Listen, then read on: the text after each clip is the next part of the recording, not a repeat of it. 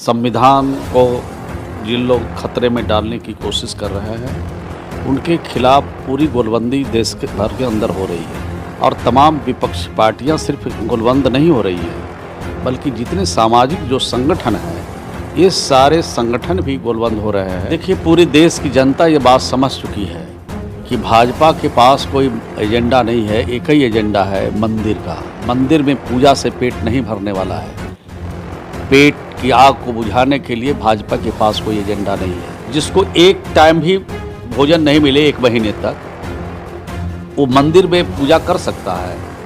कोई मंदिर का पुजारी रह सकता है, कोई भगवान का भक्त रह सकता है। ये जुमलाबाज लोग सारे गुजरात से लोग आज आकर के देश के संपत्तियों को, देश की कंपनियों को औने पौने भाव में खरीद रहे हैं। हम लोग कोई मंदिर और मस्जिद और गिरजाघर और गुरुद्वारा पर कोई हम लोग राजनीति नहीं करना चाहते हैं कि उत्तर प्रदेश से ही दिल्ली का रास्ता पता होगा और बिहार तो हम लोग लगभग पता कर चुके हैं। हम उत्तर प्रदेश में कई महीनों से घूम रहे हैं। इस तरह का क्रूर शासन नहीं होना चाहिए जिस तरह से क्रूर शासन यहाँ पर है।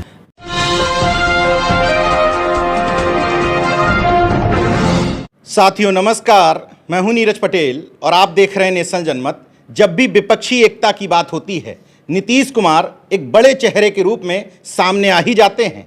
उसी चेहरे को उत्तर प्रदेश में रिप्रेजेंट कर रहे हैं श्रवण कुमार जी। नीतीश कुमार जी के करीबी माने जाते हैं, 10 साल से कैबिनेट मंत्री हैं और 7वीं बार विधायक हैं आप।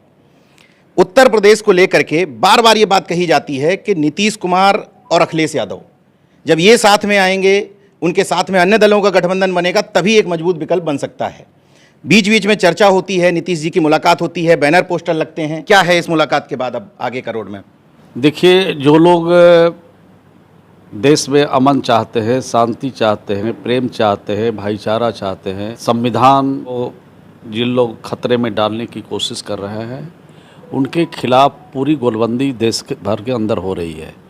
और तमाम विपक्षी पार्टियां सिर्फ गोलबंद नहीं हो रही है बल्कि जितने सामाजिक जो संगठन हैं ये सारे संगठन भी गोलबंद हो रहे हैं और 2024 में चाहते हैं कि भाजपा को भारत से मुक्त कर दिया जाए और महागठबंधन एक बने देश के अंदर जिसकी सरकार दिल्ली में हो और भाजपा को बिल्कुल 2024 में समाप्त कर दिया जाए।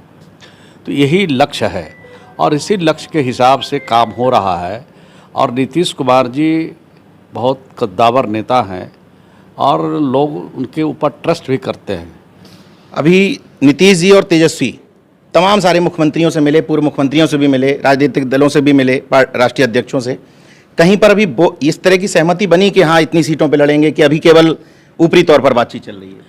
नहीं, अभी तो सीट का कोई बातचीत नहीं है। पहले तो बैठक हो रही है, बैठक होगी और बैठक के बाद किस एजेंडे पर हम लोग काम करेंगे वो सारा चीज़ तय होगा और उसके बाद सीटों के बंटवारे भी होंगे। तालमेल कहाँ कहाँ किस पार्टी को कितनी सीट लड़नी चाहिए वो सब जब एक बैठक हो जाएगी, उसके बाद जब एजेंडा पूरी तरह से तय हो जाएगा, उस पर चर्चा हो जाएगी, सहमति सब लोगों की बन जाएगी, तब सीटों के बंटवारा होंगे और उसके हिसाब से चुनाव लड़े जाएंगे। मीटिंग हुई आपके हिसाब से सकारात्मक रही?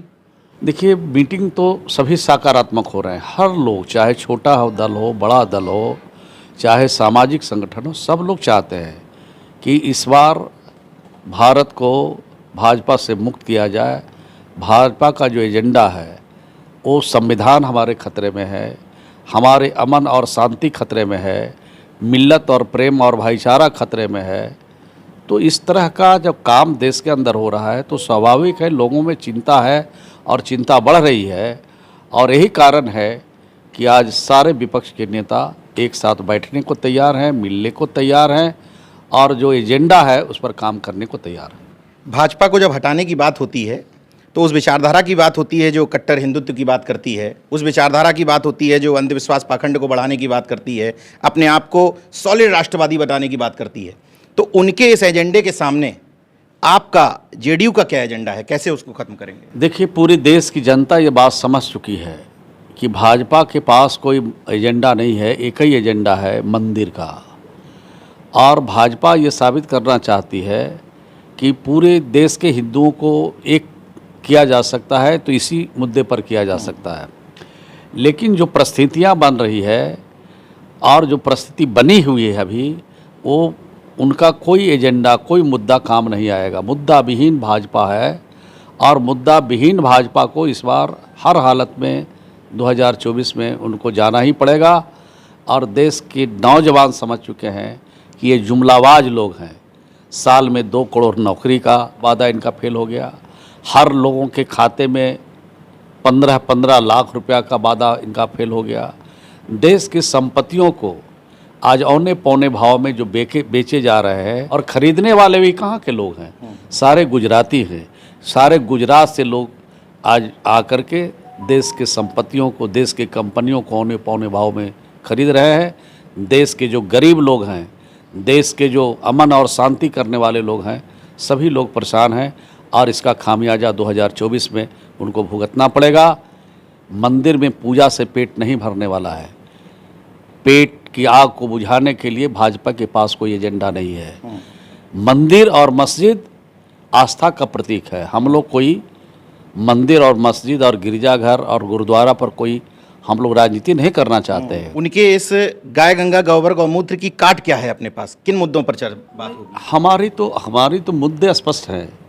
हम देश में मिल्लत चाहते हैं, प्रेम चाहते हैं, भाईचारा चाहते हैं, ये हमारा मुद्दा है। नंबर दूसरा, जो पेट की आग धधक रही है, पेट में रोटी नहीं है, रोज़गार नहीं है, कारखाने सारे बेचे जा रहे हैं, ये हमारे मुद्दे हैं।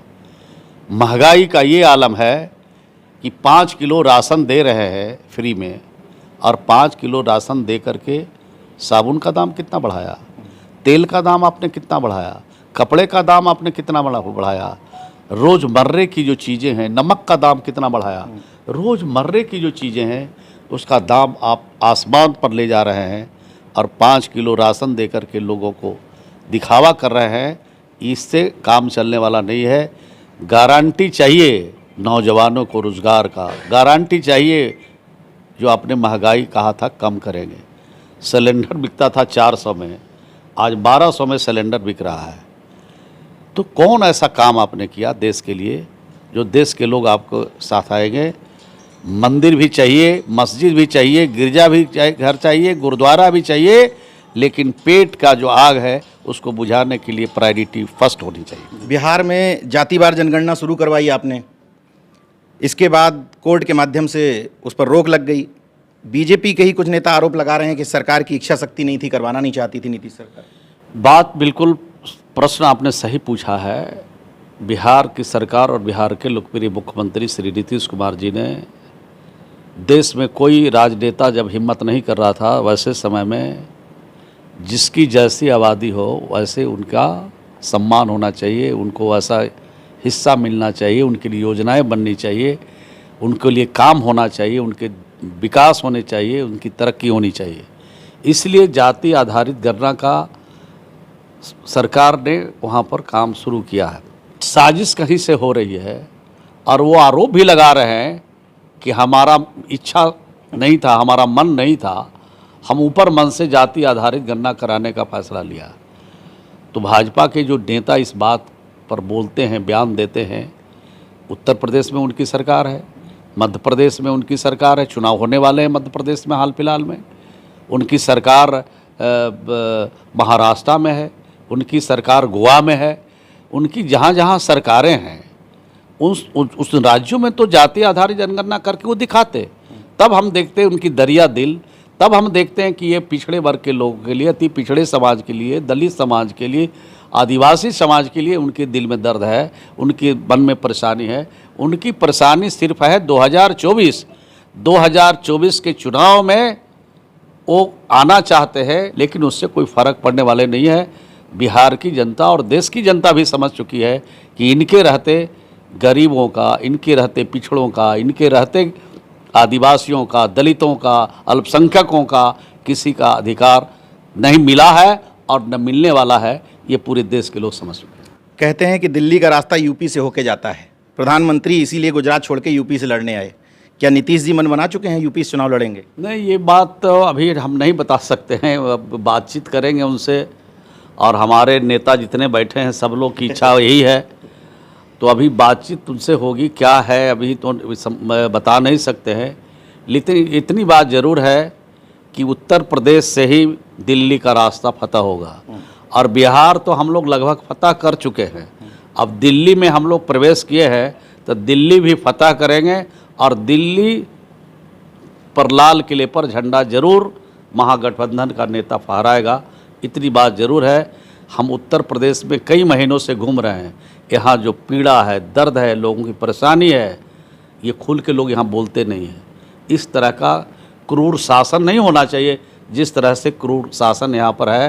दहशत है, आपस में प्रेम भाईचारा, आपस में मिल्लत को खंडित करने का शासन का काम नहीं होना चाहिए। शासन प्रेम और मोहब्बत और प्यार से चलता है। जिस प्रकार से यहाँ शासन कर रहे हैं लोग, निश्चित रूप से 2024 में लोकसभा के चुनाव में इसका परिणाम देखने को आपको मिलेगा और इसी रास्ते से दिल्ली के लाल किले पर हम लोग जाएंगे। अच्छा, एक अंतिम सवाल, इनका हिंदू मुस्लिम एजेंडा, भारत पाकिस्तान एजेंडा, कट्टर हिंदुत्व के एजेंडे की काट आपकी नज़र में महंगाई बेरोजगारी हो सकती है? नहीं, महंगाई बेरोजगारी तो सवाल है ही है। और अगर कोई व्यक्ति का नाम हमको बताइए जिसको एक टाइम भी भोजन नहीं मिले 1 महीने तक, वो मंदिर में पूजा कर सकता है, कोई मंदिर का पुजारी रह सकता है, कोई भगवान का भक्त रह सकता है, 1 महीने तक वो मंदिर में बैठ करके पूजा कर सकता है। जो अंतिम कतार में बैठा हुआ व्यक्ति है उसको अगर सम्मान देते हैं, उसको इज्जत देते हैं, उसको हक दिलाते हैं, उसकी 2 जून की रोटी के लिए हम लड़ाई लड़ते हैं और सदियों से जो अधिकार नहीं मिला वो अधिकार दिलाते हैं, तो उससे भी आग बुझती है। ये हमारे जो एजेंडे हैं उस एजेंडे से ये सारा चीज़ ख़त्म हो जाएगा। चलिए, उम्मीद करते हैं। हालांकि मैं जब लोगों के बीच में होता हूं तो उनको लगता है कि जब हिंदुत्व की बात की जाती है तो सारे मुद्दे गौड़ हो जाते हैं, लेकिन ऐसा लगता है मंत्री जी को कि महंगाई बेरोजगारी हिंदुत्व की काट हो सकती है। तो उम्मीद करते हैं कि 2024 में बेहतर ही होगा, एक मजबूत गठबंधन बनेगा और शायद जैसा उम्मीद करते हैं आपकी भारतीय जनता पार्टी को परास्त कर सकते हैं, वो देखा जाएगा। देखते रहिए नेशन जनमत, जागरूक और सजग बने रहिए। जय विज्ञान, जय संविधान, जय लोकतंत्र। धन्यवाद।